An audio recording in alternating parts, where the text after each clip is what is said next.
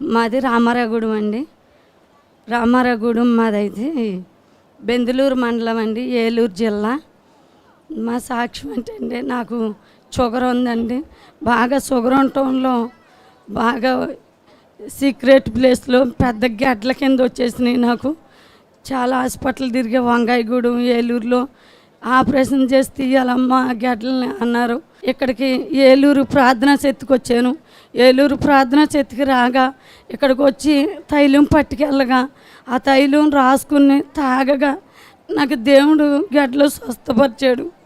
ఇదే నెలలో 8వ తారీఖున నేను స్పాన్సర్ చేసుకున్నా, 10,000 రూపాయలు స్పాన్సర్ చేసుకున్నా.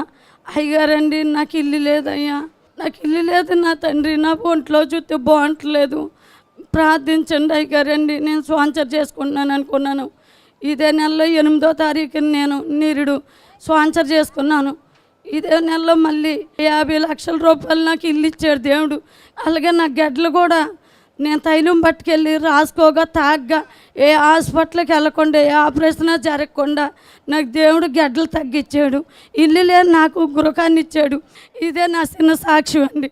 దేవుడు దీవించను కాక.